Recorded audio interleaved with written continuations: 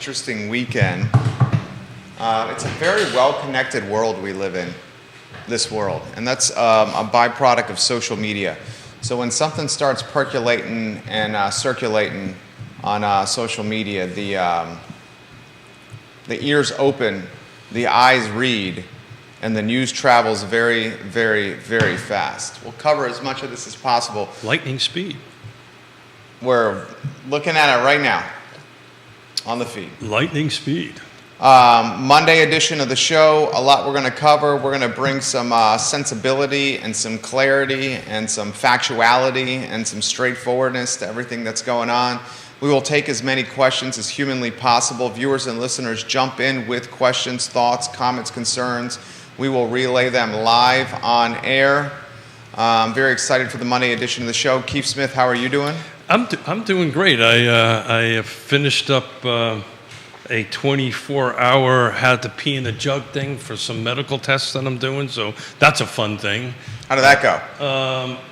That's not a lot of fun. You know, you don't realize how much you do that till you have to do it, and they give you meds to make you do it. So it's interesting. So if I got to jump out for some reason, that means the meds are still rolling inside of me. Yeah, I'm looking forward to it. I'm trying to think.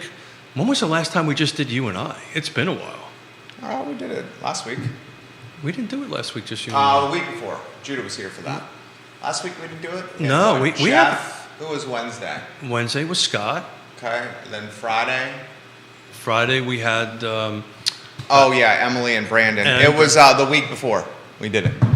Because we had a lot of the viewers and listeners were chiming in with questions for us. Well, that's what I love about what we do here, and it's great to have, and I say this all the time, the panelists on and all this great stuff. But I love when we get about 5 or 10 minutes into this and we forget about cameras and it's just Keith and Jerry having a cup of coffee and shooting the you-know-what. So I'm looking forward to it. Viewers and listeners, jump in with comments, thoughts, concerns. We're seeing the brokers on the feed here and the realtors on the feed with some comments. So the real estate agents that are on and the brokers that are on, tell us what's going on, because I took a look at the last 3 quarters, quarter over quarter, and Mr. Miller called a lot of this stuff. So we're going to talk a little bit about it, and we're going to probably also talk a little bit about my local markets. And some markets were doing better than others, but I'm looking forward to it. Judah Wickhauer is back in the saddle. It's great to have Judah Wickhauer back in the seat. We've missed you, Judah. Always great to have you here. If you guys could give the show a like and a share anywhere you are watching, we will rock and roll here in a matter of moments on the program. On the Monday edition of the show. Keith, before we get started, give us a tease on what's going on over there with some, you've been posting some urine photos on the Facebook. I haven't been posting urine photos. I don't think I did I? No, I put containers on it. Yeah, I don't know if we want to chat about that or not, but I've got some medical stuff going on, and they're requiring me to, collect 24 hours worth of urine to see if the meds that they're giving to me is messing up my kidneys or whatever they're doing. So we shall see. We're trying to decide if we should have to do a intravenous in an IV drip or shoot some meds in my stomach every day. So we shall see. Okay, we will touch on that briefly. It's an age thing. It's an age thing. No, it's not actually. But all right, Judah, we can rock and roll here when you're ready. Quiet on the set.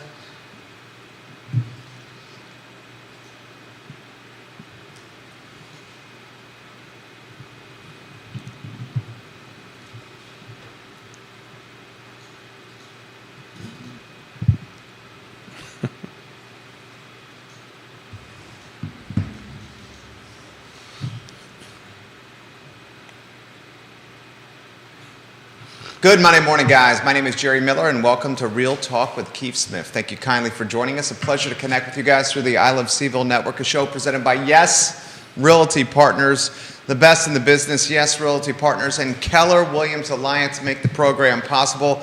Now is when you want to count on people you trust. Right now is when you want to count on people you trust more than ever.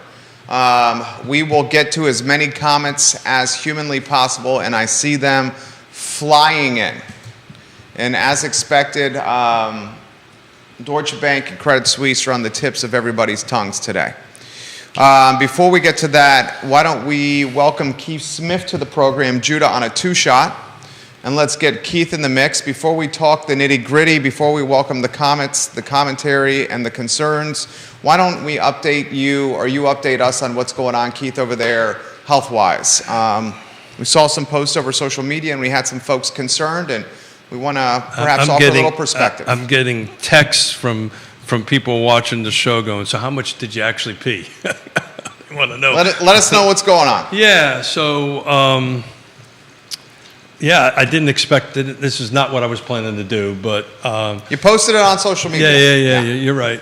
Well, I just posted the P end of it. So, yeah, so I've got We don't have to go deep dive. You can just say what the P end of it was. Yeah, so what they're trying to do is figure out how the meds are doing, and should I have to do IV drips once a month, or inject my stomach every day, which is what I'm hoping to do. Because otherwise, if I have to do the IV drips, I've got to go to Richmond once a month, and it's a whole day affair. So, but anyway, yeah, it's interesting. Never thought I would have to urinate into for 24 hours, and that's again not as easy as one thinks it is to do. Particularly at a certain age, when you get up a couple of times a night and have to do it. And I'll spare everybody the process, but. Anyway, you got to collect it, put it in a jug, keep it in the refrigerator. It's a thing. So what's all good? I won't know. I got to literally drop it off at the VA clinic after the show today, and then hopefully within an hour I'll know, and hopefully I'll get the answer that I want, which is inject my stomach. I know that's not a good option, but that's better than sitting with an IV drip all day once a month. So thoughts and prayers for sure, right? Thank you. Please, thank you. Yeah. It's we're trying to stop something from getting worse. So catching it early, that's good. Yeah, kind of. We hope. Yep. We'll find out. Yep. My friend, you've done some reconnaissance on the market. Now we shift to real estate and the professional world. The show is yours on those news and notes. Yeah. So, part of the beauty of sitting around having to urinate for 24 hours, you get to crunch numbers, right? And I've been wanting to crunch numbers, the end of the third quarter for our car footprint. And poor Judah, I didn't give him the slides until late, but we got a bunch of slides later in the week. Maybe we'll show everybody. I've got them ready to go. Excuse me, sir? I've got them ready to go. Oh, do you? Oh, really? fantastic. Oh, wow. Look at you. Let's do it. Look at you. Hold on. Where's the clap of hands? Yeah. There we go. All right, Judah. Hey. So, not to bore everybody, but I'll just call out the jurisdiction, and you can put the slide up if you don't mind. Charlottesville, what I did is I broke down single-family detached, quarter over quarter sold. As those who watch the show, I drop out new construction because it just skews the numbers. But in Charlottesville, the end of the third quarter, and I just wanted to get a good jump on that. 100 units sold, 6 days on market. $455,000.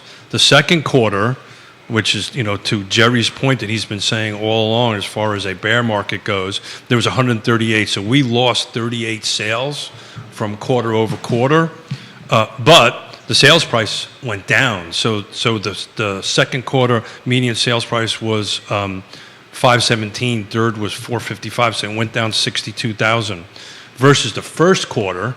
Right, first quarter was up by 90,000. So we'll ask Judah to run these slides through item by item, and if anybody's interested, we can talk about individual jurisdictions. I have them for Albemarle, Fluvanna. In Fluvanna, I did a little different. I broke out Lake Monticello because I wanted to kind of see what we were doing with these micro markets, and it's interesting. The county itself, Fluvanna County, basically had a $21,000 drop third quarter over the second quarter. But Lake Monticello had a $13,000 gain second over third. This is total median sales price in the first quarter. So it's interesting. Fluvanna has gone down. The second quarter went up the first quarter, but Lake Monticello went up both quarters. So anyway, I wrapped this up early this morning. I don't want to take up a lot of time unless some folks have some questions. But I went through all the Greene and Nelson and Louisa County and just kind of tried to take a look at how this was going quarter over quarter. It goes to what we've been talking about all along. The volume is down substantially, and also the sales prices are down substantially, which quarter over quarter, we're seeing that. I also have a notebook here of quarter year over year.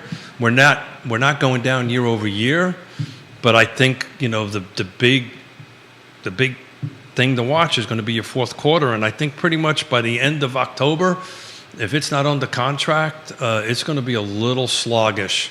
It's going to be a tough, I think, November and December, back to maybe what it was in the past. So I didn't want to eat up a lot of time with that on the end of it and see what the feed kind of kicks out on it. But if anybody has any specific questions about a specific jurisdiction, we got data. So let's talk Albemarle County first. Sure. So Albemarle County, again, without new construction, third quarter, 279 sold. DOMs are 6, which is median. Median sales price was $550. Second quarter, 336, so that was a negative 57. Days on market was about 5, so that's 1. Median sales price was $583, so that's a negative $33,000 quarter over quarter. But the first quarter we were at 550. So 550 from 583, I think I might have done that. That's 33,000. So it actually went up 33,000. So, these things are balancing around a little bit, but, we started calling the second, right? We started pretty much at the end of the first quarter, this term O shift, and these numbers are proving that it was O shift. I didn't break what I wanted to do, and I just ran out of time, or urine. I wanted to break out Glenmore, some of the subdivisions to see if they were tracking similar to what Flavanna was doing, right? Yeah. Right. So what'd you find? I haven't got to it. I ran out of time and urine on that end of it. So comments are coming in. Where are values? Everybody wants to know. I'm paraphrasing all the feed here. So where the values, what I've determined for about 18 hours of plugging in numbers and looking at stuff, it goes to what we've been talking about all along. Volume is going to come down. Values are going to come down, right? They're going to come down. That's the first you've been saying this. I know that. Yeah. I specifically crunched these numbers and re-crunched them to make sure I was right, because before I said something, I wanted to make sure I was right. But quarter over quarter, values are dropping, right? Now, year over year, will they drop or not? We won't know, right, until the beginning of next year. But what I found here, and again, I didn't get a chance to dig into it, so I only took a quick look at a couple of subdivisions. I looked at Lake Monticello. And I know I'm going a little too fast for you, Judah, so I apologize.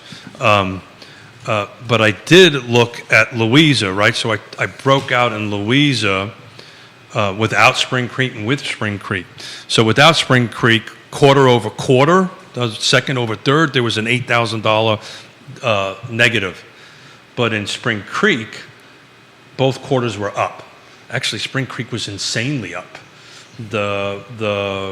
The third quarter, the median sales price was $682, no new construction. The second quarter, and I had to triple check this numbers and make sure I didn't screw it up, was $550. That's a $132,000 jump. And I don't know why, right? I've got to look at this and dig into it. And then something we've always been talking about, I took a quick look at Augusta and Waynesboro. Augusta and Waynesboro, the only two jurisdictions that first quarter versus second quarter went up, second quarter versus third quarter went up. So Waynesboro and Augusta County are holding their value up on that. but not by huge numbers, couple of $1,000. So, for instance, Waynesboro, third quarter versus second quarter was flat, right? It was 255 versus 255. Third quarter versus second quarter was 255 towards 257. So it went up just 2%. It went up just a little bit, but it did go up. And the same thing with Augusta County. It was not huge percentages on that end of it. What was shocking to me was what Spring Creek jumped up. So what do you think is going to happen as we head into the fourth quarter and next year with these interest rates rising? Yeah, so I think what's going to happen here is the conversation I had with Greg Slater on the way in. It's it's the new norm, right? And the professionals are going to have to show up to the table, right? We've been saying that all along, but they're going to have to show up to the table. And I was having a conversation with Greg Slater on the way in, and to your point, he had a buyer that bought a couple years ago and wants to resell, and his advice was, sit tight, don't. Right, this is not. You're not going to do well in that, and particularly at a 7% interest rate or more than that. I think we're going to probably hit 6%, and I'm looking at week over week. Think we're going to hit 6? 8%. I apologize. I meant to say 8%. I think when I'm looking at the week over week, which is something else I track closely too. Our volume is decreasing in actives. We're down to 69 the last week. This time last year, we were in over triple digits on units coming on. So inventory is going to get tight.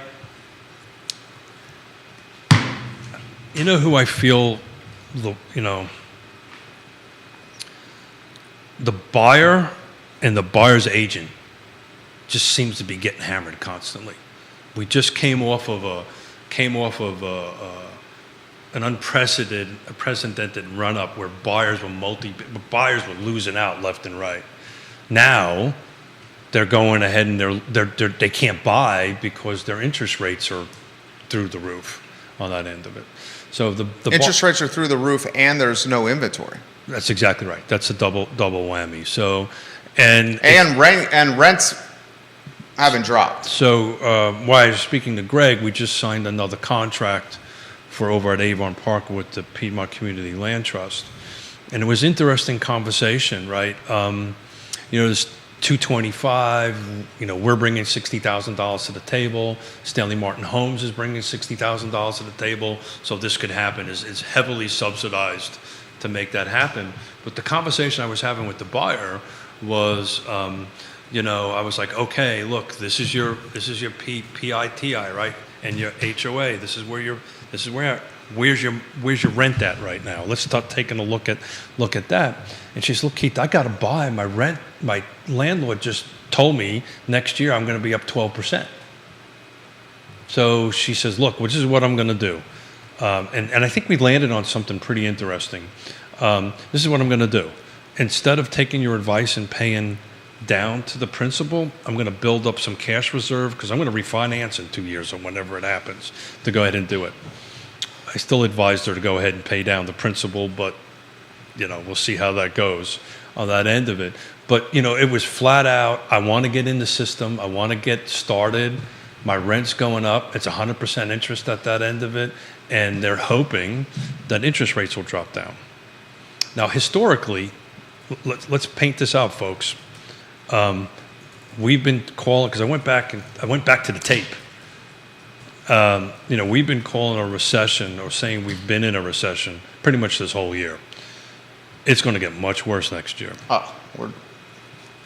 And if you historically look at it, we're in the first inning. Oh no, the game isn't even started yet.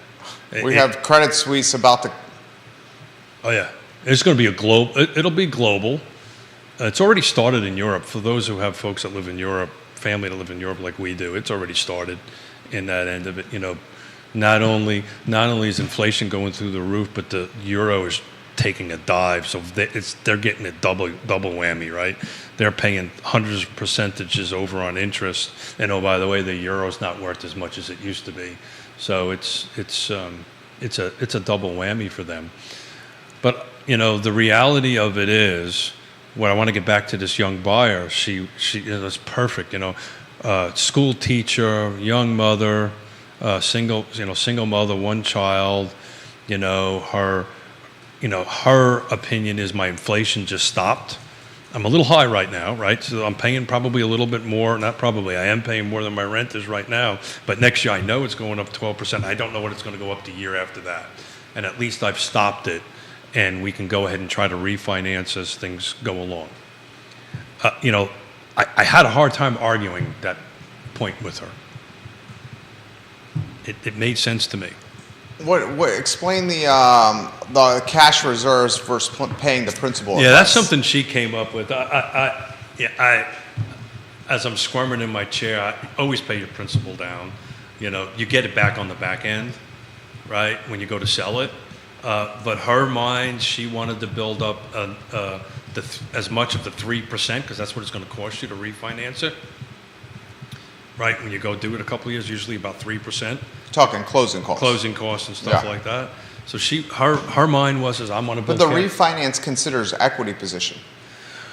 It does, but I think her mind was, I want to refinance a lesser number. Excuse me, I'm not. My argument was put the money into it, so you're refinancing a lesser number, right? Your equity position. She just didn't want to be cash poor, so she wants to build up her cash. But that was a decision that she made. Either way works. I always suggest make extra payments to the principal. We'll get to the Credit Suisse comments, guys, as quickly as soon as possible. We have other comments coming in that we need to get to first. Charlottesville Values. Folks are asking about Charlottesville Values here.